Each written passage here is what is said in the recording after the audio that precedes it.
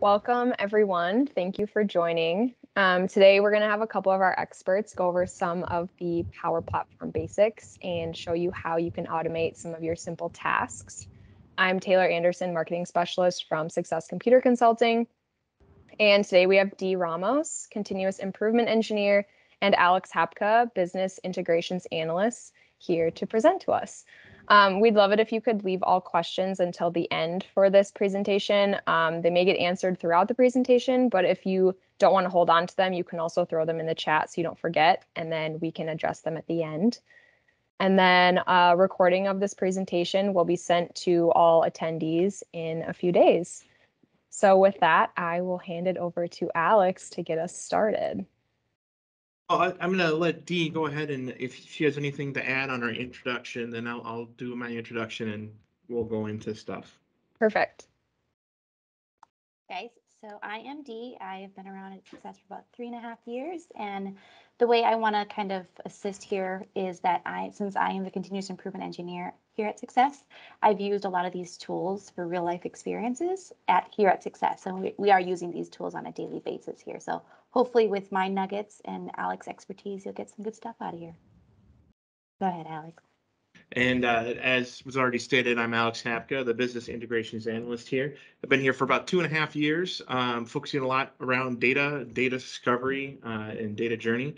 But I also have a knack for the Power Platform. I have the PL900 certification, which is the Microsoft's official certification of Power Platform fundamentals. And so I feel like I have a lot of knowledge in this area as well. Just kind of an agenda of what we're going to be going over today. So you can see sort of the roadmap of the presentation.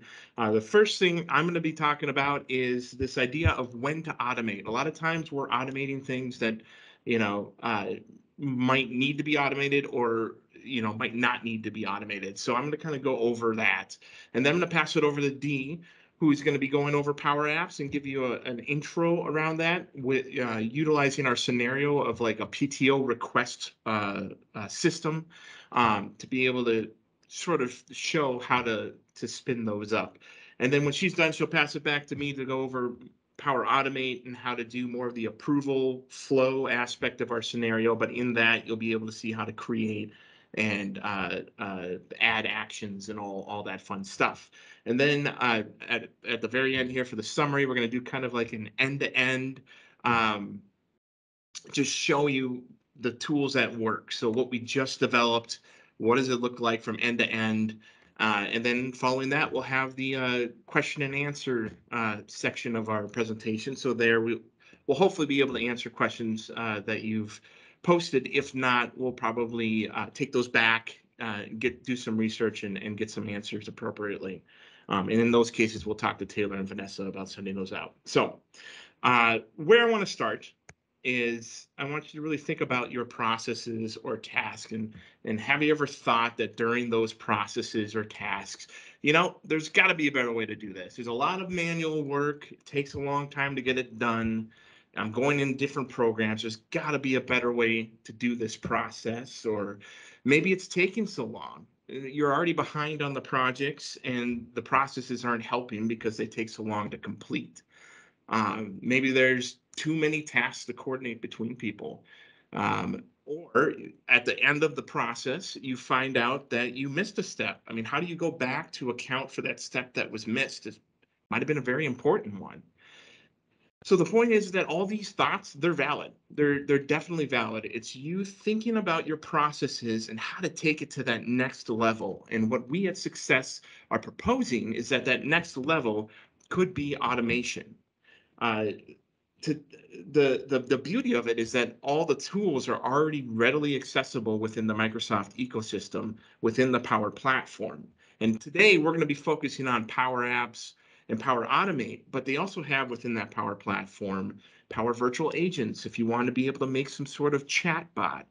They have Power BI if you want to do data analytics. Or Power Pages is one of the new ones that are coming to the Power Platform, and it's essentially a website designer.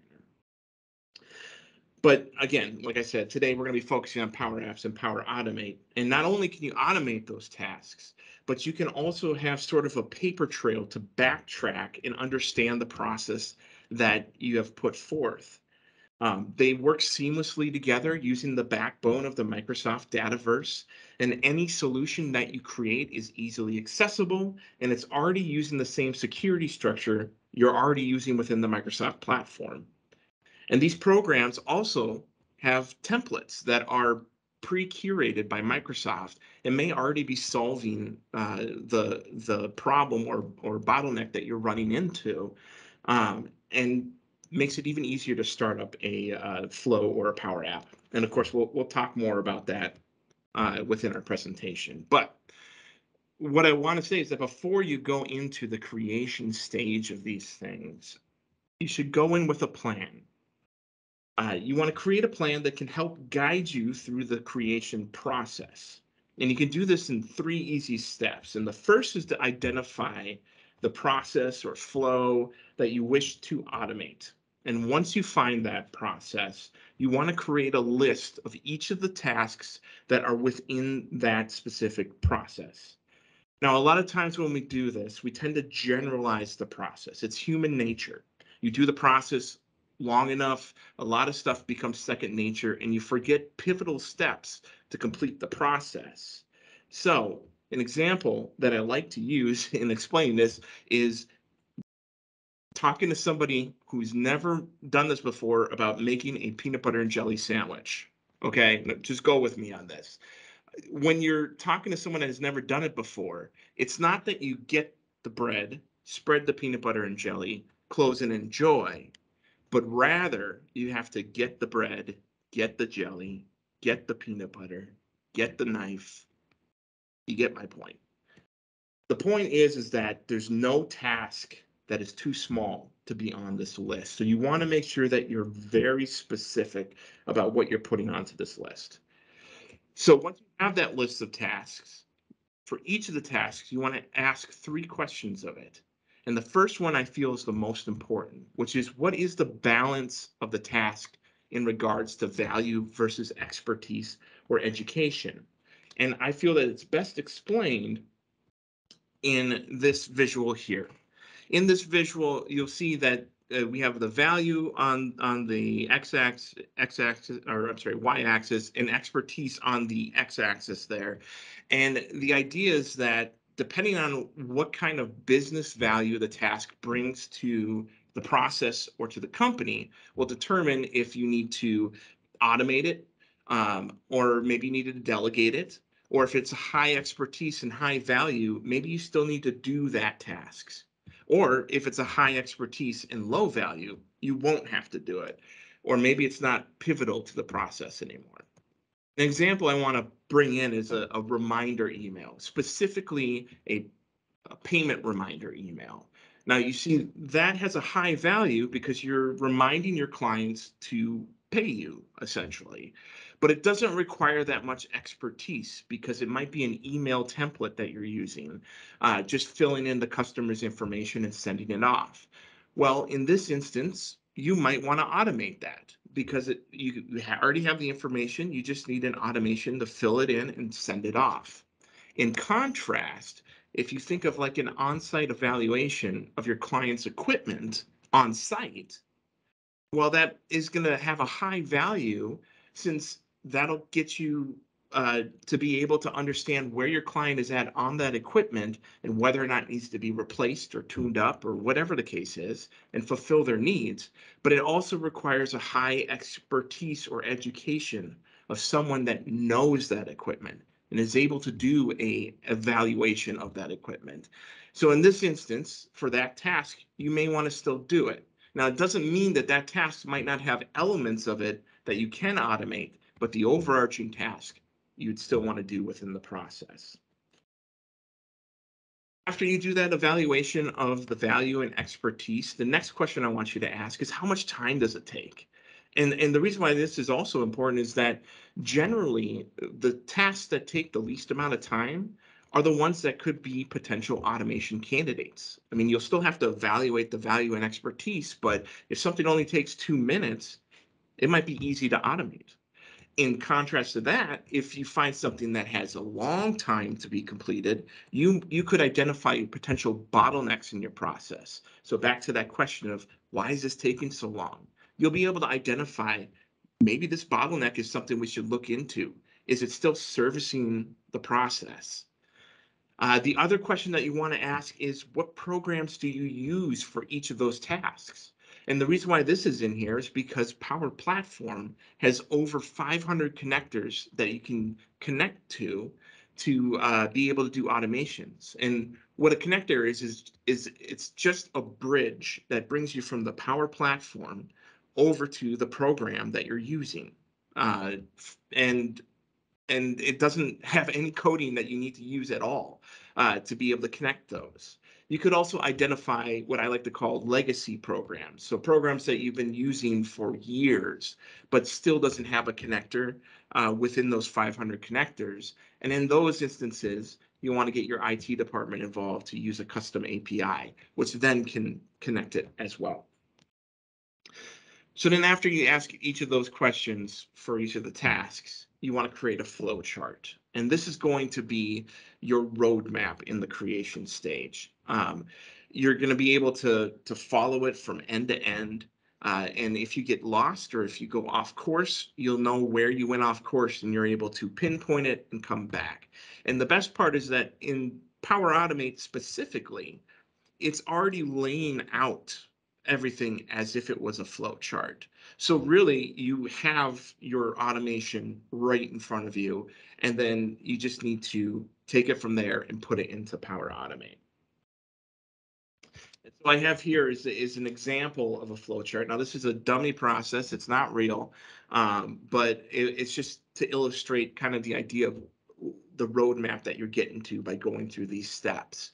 As you can see, I've listed out each one of the tasks, what programs are used, the time that it takes to do each task, and those that are highlighted in blue are the ones that I determined were potential automation candidates. And as you can see, I'm not automating the whole process, but I'm automating the bits that I think can be automated. And by having that time there, you can also be able to determine that a process that was, let's say, an hour long previously, now is only 30 minutes. So there's a sense of reward that you've skimmed down the amount of time that people have to do a specific process. So yeah, so that's kind of the spiel around when to automate. Now I'm going to go ahead and I'm going to pass it off to Dee, who's going to be explaining how we can take basically create a Power App using the scenario that I had stated earlier. Awesome. Thanks, Alex. So let's dive in, really. So what is Power Apps? So Power Apps specifically is a development platform which allows users to act on their data by creating web and mobile applications without coding skills. So you want to break it down in more basic terms. Power Apps is a hybrid between PowerPoint and Excel.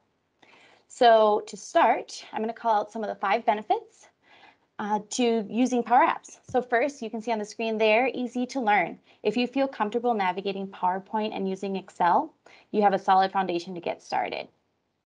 Second, you don't need coding skills. So shortly, you'll be seeing some demos on how to start using Power Apps. And with those demos, you'll be able to see how little to no familiarity is needed to actually start using Power Apps.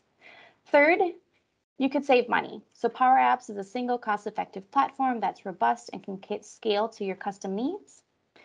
Fourth, and the same as Alex mentioned earlier, Power Apps easily connects with over 500 data sources that are available. Some of those to call them out, Adobe, Microsoft 365, OneDrive, and Salesforce. And then fifth, you can scale with confidence. So similar to how companies have letterhead, Power Apps can also help unify your branding from app to app. So go ahead, click next. All right, so to start, I will show you how to get started Power App from scratch. So first you're going to navigate to your Office portal and you're going to log in. Once you log in, you'll be clicking on the top waffle here. When you click on that, you'll see a short list of Power Apps that are available, of Office apps that are available to you. If you don't see Power Apps on this list, you can click on All Apps below, and that you'll see a full list of apps. I'm going to click Power Apps from there. and that's going to take me to a selection that I need to pick one of 3 types. So here I'm going to click blank app to see the list. So first we have blank canvas app. A blank canvas app is best used when you want full control of the app. You can move and add data and customize your fields as needed. This type of app is recommended for internal use only. The second option is a model-driven app. A model-driven app is recommended for scenarios where you need to add and remove data quickly. Customization is limited, but it is still recommended for internal use only. And then our third option is a portal app. A portal app is meant to be an external-facing app, similar to a light website. This app can be browsed anonymously by users. So to get started from scratch, I'm going to click on blank canvas and click create. Next, I will name the app and select the format of my app. The format options are tablet and phone. I would recommend doing some research and understanding the way the app is going to be accessed on a regular basis to decide on the appropriate format. I don't recommend trying to switch the app from tablet to phone or vice versa once it's already created. So for this example, I'll name the app Paid Time Off Request.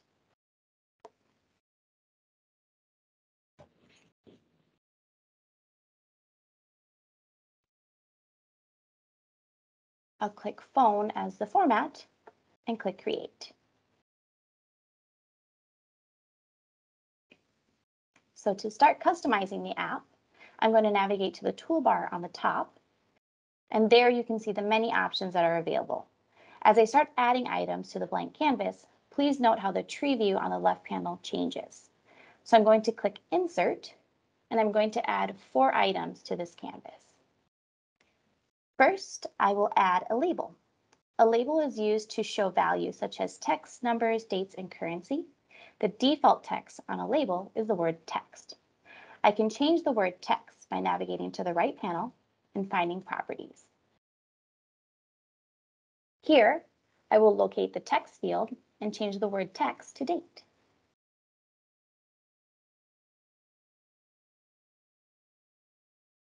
I can also change the size of the font. The font size is below, and I will change the font size from 21 to 40. And you can see how that changes the size on the app. All right, so back to that toolbar, and I'm going to click on Button next. That's also listed under the Insert menu. When I click the button, it added the button on top of my label box, so I can just easily drag and drop that down my canvas. A button lets the users click or tap to perform an action. So an example is when you click on the button, an action of sending an email will occur. So to change the text on the button to say send email, again, I'll navigate to that right panel, find that text field again, and change the word button to say send email.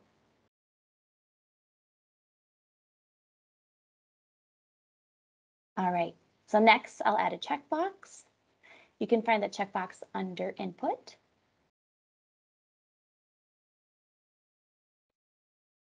And again, I'll drag that down. And then lastly, for this scenario, I'm going to add a filter icon. And you can find the filter icon under Icons.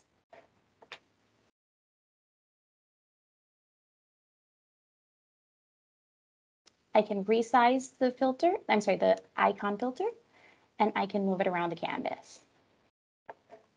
So this sums up a quick summary of creating a blank canvas from scratch. Hopefully that was pretty exciting. It's pretty easy to get started. So let's get back to that PowerPoint. All right, so as you might recall, earlier I mentioned that there are over 500 connections that are available to get started. So one of those 500 connections is a SharePoint list. So in a little bit, I'm going to navigate to a list that's already assembled. I'll describe that list for you, and from there we'll navigate to creating an app. So here's that SharePoint list that I'm going to use for the demo, and this has columns that are already intended for requesting paid time off. Once I've demonstrated how to create that and share it, Alex will take over and do that Power Automate process. So to start, I'm going to briefly describe each column. First, we've got that start and end date. Whoops. Oh, hold on, technical errors.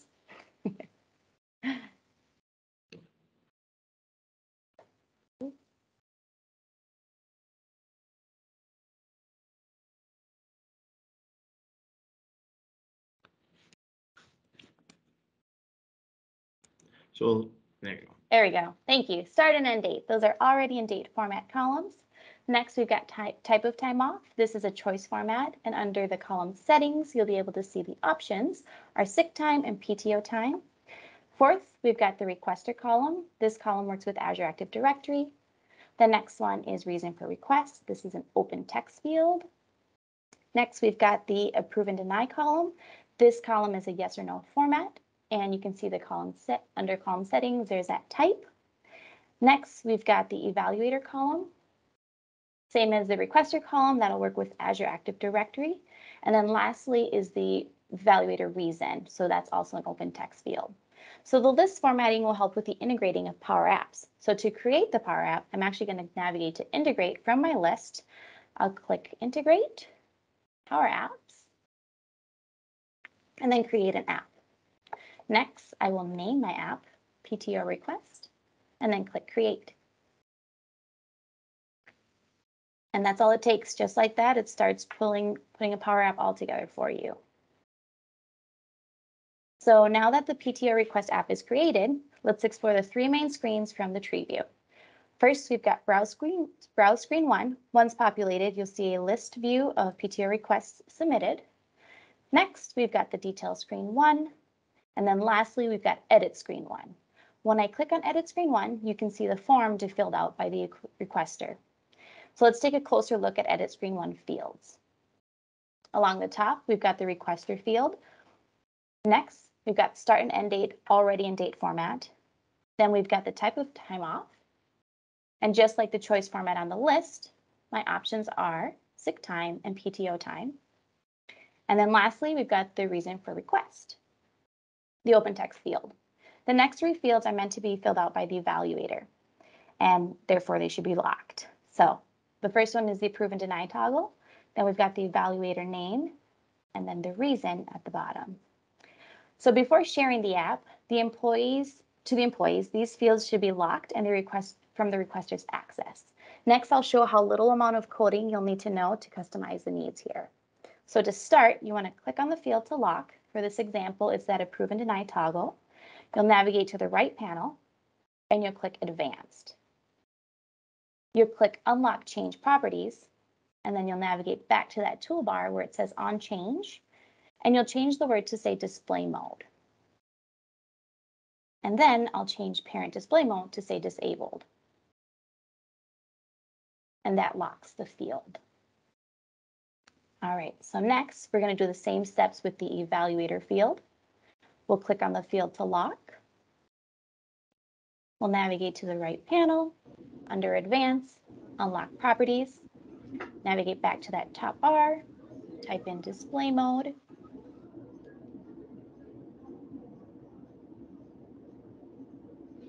Change that to say disabled. And then lastly, we'll do the same with the evaluator reason. Click on the field to lock and complete the changes.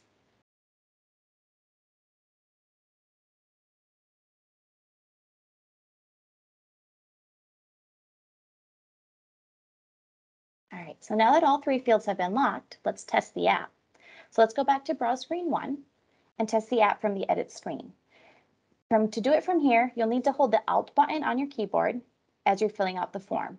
An easier way, and a way that I prefer, is to click F5 on your keyboard, or you can click the play button on the top right of your screen. When you're in the test mode, you will notice that the tree view and the right panel are now no longer viewed.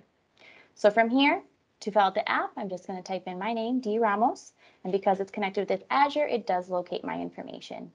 I'll fill out the start date, and then I'll press OK. Then next, I will do my end date and also press OK. The type of time off is PTO time. And then my reason will be cabin day of fun.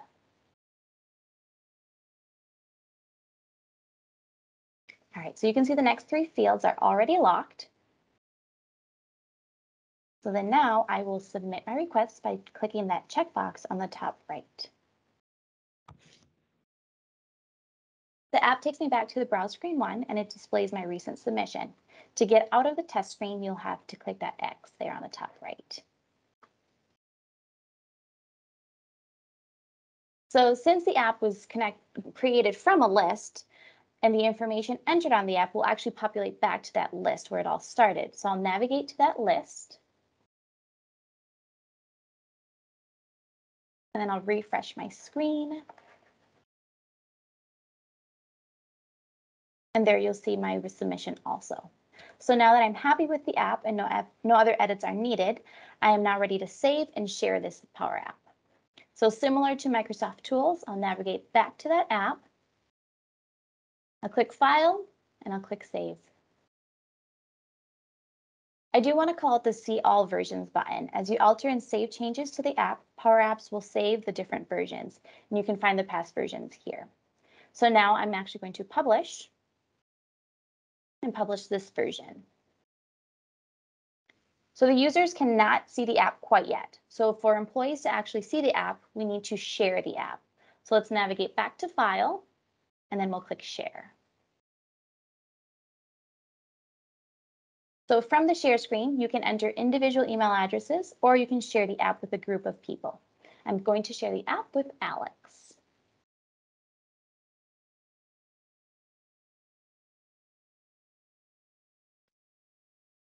All right, so then best practice is to always have 2 or more owners on an app. So I'm going to add Alex as a co-owner, and then I'm going to share the app. All right, so an email now gets generated. Alex will receive that, sharing awareness that he now has access to the app. So to access the app from his phone, or anyone's phone really, you'll go to your app store, you'll download Microsoft Power Apps. Once that's downloaded, you'll sign in, and then you'll see PTO Request app on your device. For desktop apps, you can use a bookmark to save that link onto your internet browser for quick access. So this portion is summed up on how to create Power Apps from a SharePoint list. And next I'll have Alex do the Power Automate portion of this for the approval process. Thanks. Great, thanks, Dee. So first, I want to showcase how to get to Power Automate if you do want to make a flow from scratch. And so for this, you're going to want to go to your Office portal using Microsoft.com or portal.microsoft.com.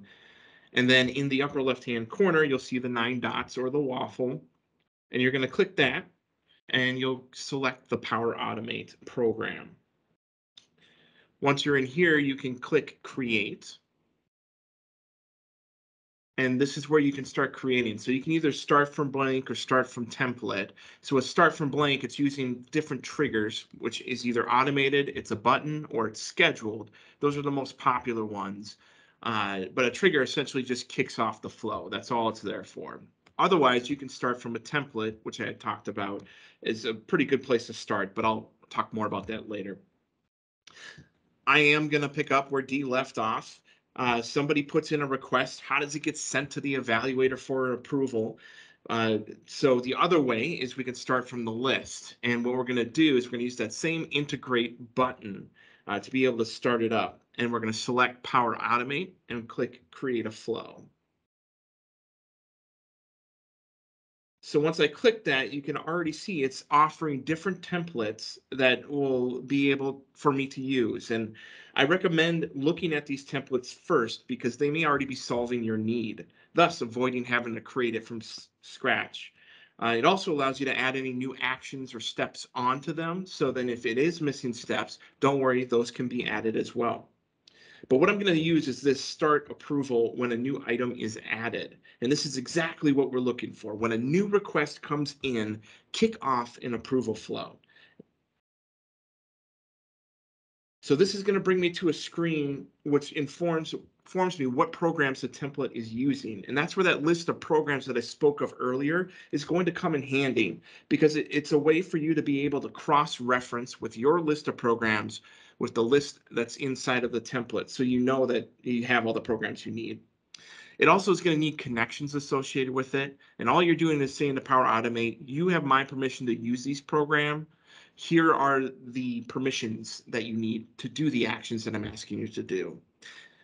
And if there isn't a connection there, you can always add one by clicking the 3 dots and then selecting Add a New Connection.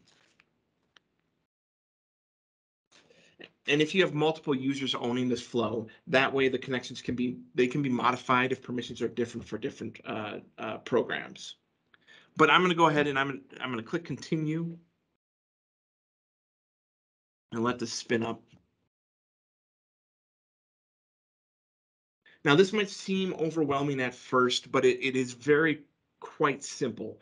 All we are doing is telling Power Automate that when a new item is created within a SharePoint list, I want you to send out an approval to the person that's assigned to it. And in this case, we're going to assign myself. And then based off that response from that evaluator, I want communication to be sent out to the requester that explains the reasoning. And then I want you to update the SharePoint list with whatever that answer is. So now, as you can see, we have these squares inside of the actions, and I like to compare this to Mad Libs. Essentially, we have collected all of the fields from the previous steps and are telling Power Automate to fill in the blanks. This is customizable by clicking in and looking over to your right, and all you have to do is click the element and add. And so in this case, we'll put in a start date and an end date just as information. And of course, when you're inside of it, any text that you put into this space is stagnant. So this is a great way to be able to automate any sort of email templates that you might have. But coming back to this scenario, we're still missing a step. Once a decision is made, we need to update the SharePoint list. And as the SharePoint list is updated, it will write back to the Power App as well. It creates two modes of communication, one via email and one via the app. So since this action is making a decision based off my response, it has multiple paths the automation can follow. And we have to update the SharePoint list regardless of which path. So we have to do it twice, once for the approved and once for the denied. In our case, we're going to go ahead and start with the approved. I'm going to click add an action. And you can see right here that it gives me all the actions that I can add here, different things that I can tell the automation to do and the programs associated with it. And you can either click on those programs to filter down the list, or you can search for the specific action, which I'm going to update an item. So you can see the actions down below have been filtered, and on the left-hand side is the icon of the program that's associated with it. So it makes it a lot easier to be able to find which program, which action that you want to complete. And so we're going to click this update an item here. And so to make sure we get the exact list, we're going to copy that website of where the list is located, and we're going to put it in here, entering a custom value. And so the moment that you put it in here, it's actually going to pull up all the lists that you have availability to, which is in the drop down just below that. So we'll select that paid time off request. And Power Automate already brings in all the columns for you. So now that we're updating the list, we got to tell Power Automate, what do I want in each column? And so we've already collected all of those elements from the previous steps. And so we just need to fill them in. Now I'm doing all the required ones because if I don't have the required ones in there, it'll cancel out because it's a required field that needs to be put into there.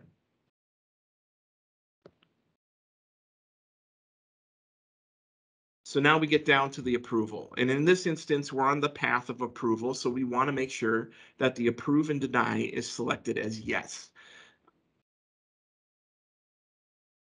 And then we want to be able to put the reason behind that specific approval. And we've already collected that from a previous step called start an approval. And so we're going to use the comments, which you'll see later on where you put the comments in. And then, of course, we want to say who approved this. We're going to enter that custom value and be able to select that approver name. So once this is finished, I just need to do the same thing for the deny. I'm just going to speed it up there, but this is pretty much ready to go. So all we need to do is save it so that it gets published, and always make sure you save your work. I've had it before where you work on a really long flow and then all of a sudden you exit out by accident. So make sure you're saving along the way. But we can test this out using the test button in the upper right-hand corner. And if we click that, it gives me the option to either use a previous trigger that has already happened, or I can manually start one. Well, since nothing's happened previously, we're going to go ahead and manually start it. So then we just need to go back to the list, and this is how you can test the flow. We got to kick off the trigger. So I'm going to go ahead and put in a SharePoint list item. I recommend testing your flows all the time before you publish it for consumption, just to make sure that you get any sort of errors out of the way or kinks that you might run into. Or maybe the flow didn't work the way that you wanted it to. It gives you a chance to see where that didn't work.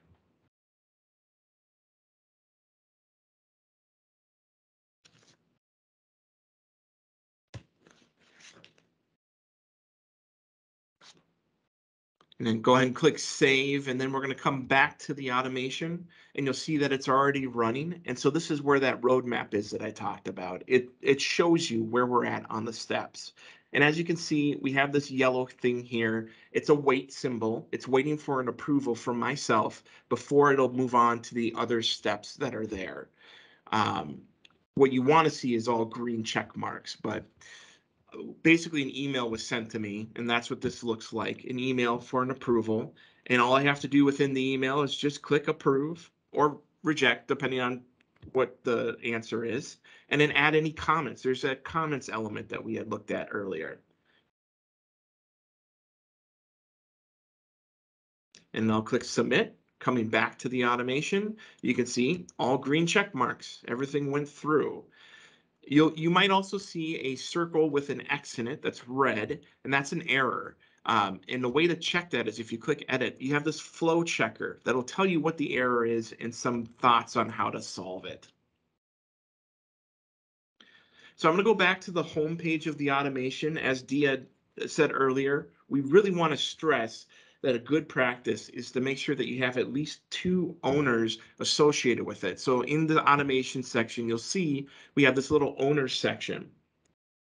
This is in case like somebody were to be promoted, or maybe they left the company, their credentials go with them. And so if you don't have those credentials, you have the potential to be locked out of the automation, where you have to start from scratch and start over.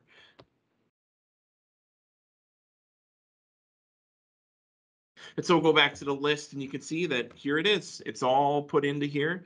We're good to go. And in theory, I'll show you is that it'll write back to the app as well. But this is how easy it is to set up a flow and spin it up. And in this instance, we used a template, which makes it go even quicker. And of course, you can use anything within the Microsoft ecosystem to start with, or standard connections like your SharePoint list, Microsoft Teams, Outlook. Anything within there is already included of being able to use for the Power Automate. But now we have all the tools set up. So I just want to show you what was previously probably a manual process, and now we've sped it up. So let's say it took about 20 minutes for some reason. This is the app that we had created. And so we'll go ahead and we'll add in a new item, just like Dee had done. And in this instance, Dee's the one requesting her time off. And we're doing it in day increments. So we just need to do a start date and an end date of the same day. Type of time off, PTO. And again, she's going out to the cabin, absorbing all that sun. Go ahead and submit that. If we come back to the list, we see it's available there, and the automation has started running. Let's take a look at that. So again, it's waiting on my approval. So let's pull up that email. I'm going to go ahead and approve that.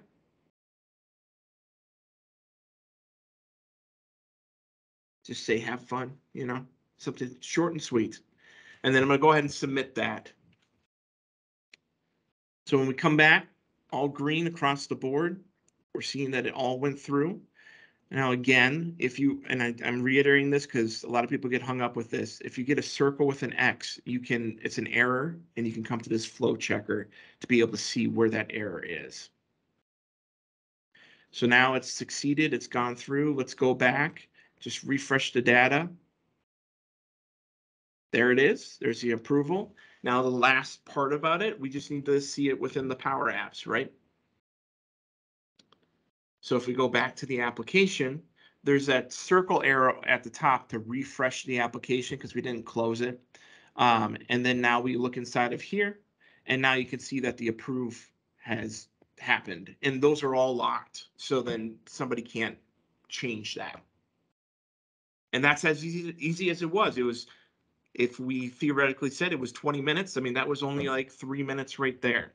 So it's a way to be able to expedite your processes. So having gone through that, now's the point of any questions that there might be. And Taylor, if you could help with fielding that.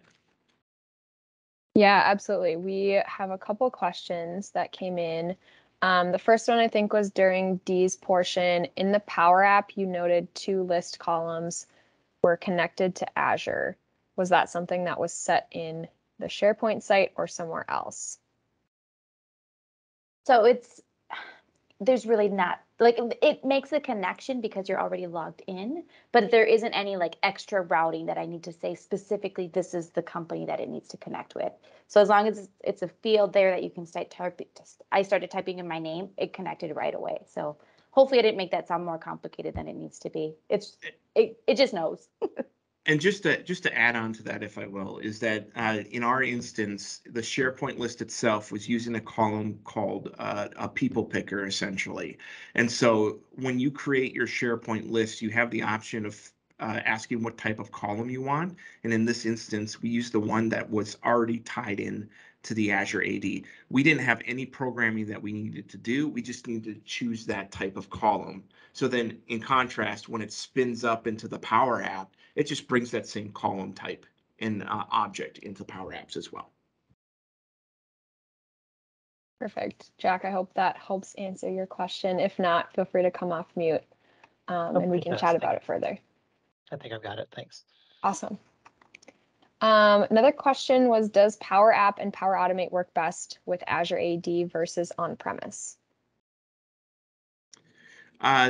I would say that it works better with Azure AD just because it's within the same Microsoft ecosystem. It doesn't mean that you can't work with on-premise as well. What works better is the purpose of the company. What is your purpose? What are you driving this process with? If you already have something set up that's not Azure AD, in that instance, it might be better to work with the on-premise because it might take a while to get the Azure AD set up. But again, these are designed to work well with everything inside of the Microsoft ecosystem. So Azure AD in that instance would be better. Awesome. And then does test actually add data to the SharePoint site itself, the live list?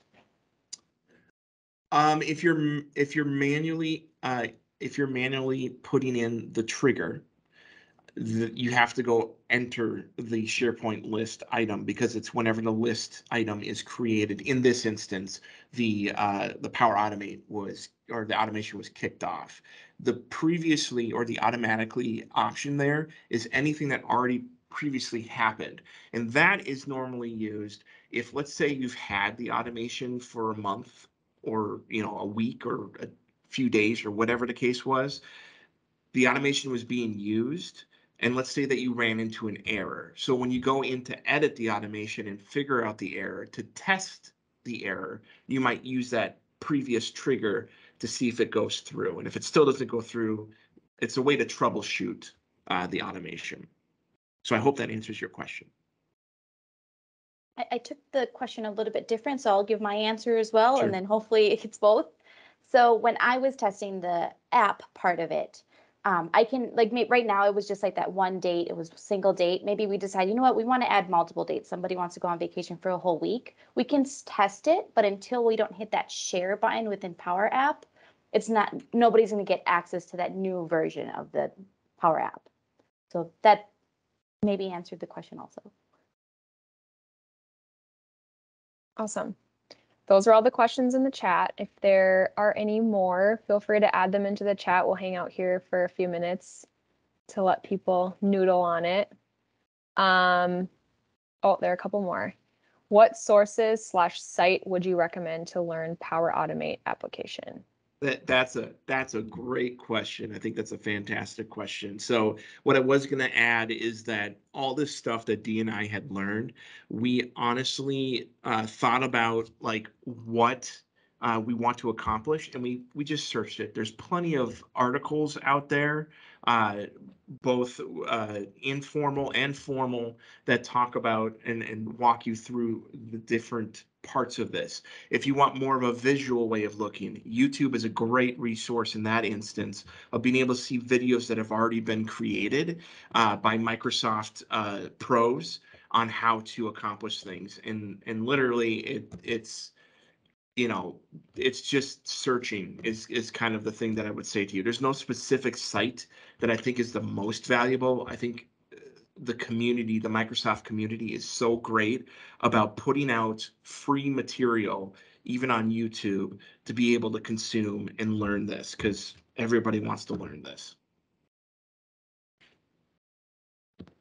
Awesome. And then we have a process question.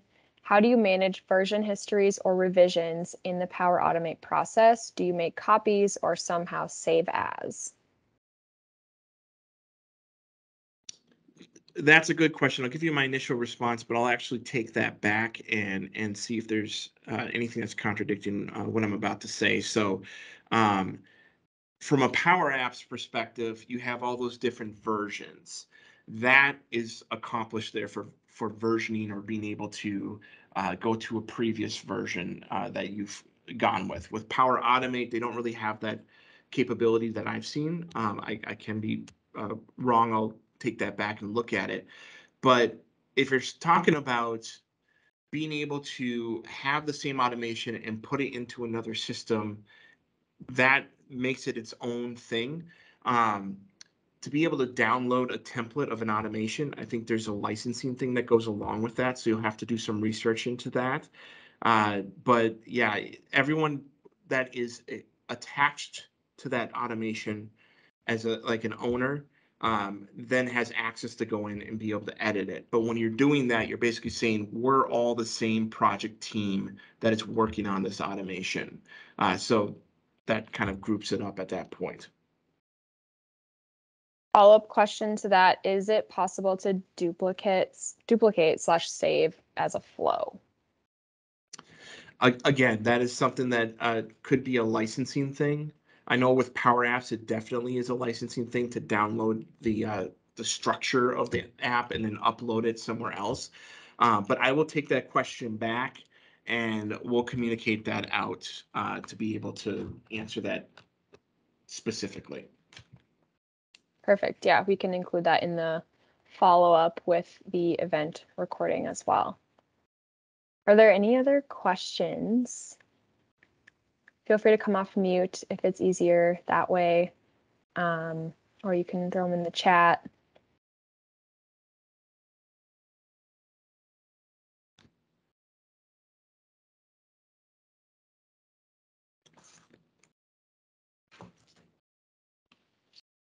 If there aren't any others, thank you all for joining, and watch for the recording to be sent out in a few days along with some resources from our presenters. I think we'll hang out here for a couple minutes just in case there were a few lingering questions, but other than that, thank you all and have a nice day.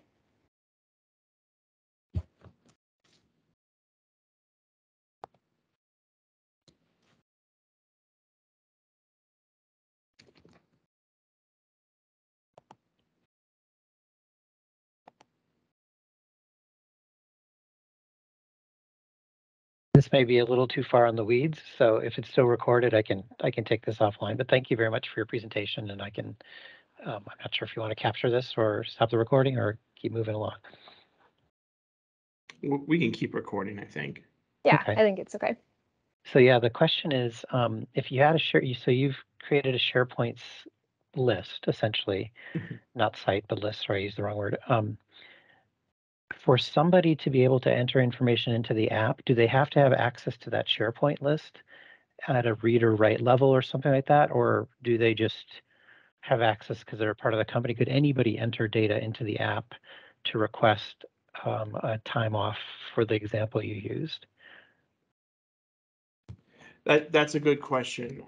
I believe it is. They should be able to just, because think about it this way, is that the application itself is the one that's writing it and has the permissions. It's not the person themselves. So you're essentially, the automation is a perfect example. The connections that are associated there, you're basically saying, hey, Power Automate, you're able to do this stuff. I give you permission. Here's the permissions to do so. A person who sets off the trigger isn't the permissions that the automation uses to do whatever it is that you tell it to do. Same thing with Power Apps. You're giving it permission to be able to write to this list. In this case, it was D's permission. So then anybody that uses that app, once it's shared with them, they only have access to what you have visible there to put information into and then submit it.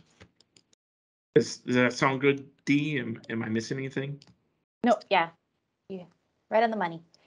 Okay, thanks. Good questions.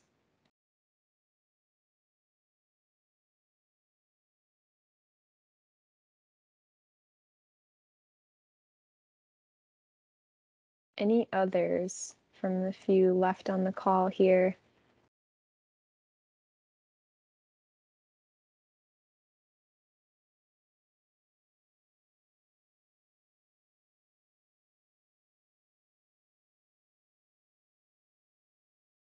I think that might be it. All right. Thanks, Well, Dee and you, Alex. everyone. Good job. Have a good day. You Thanks. too. Bye.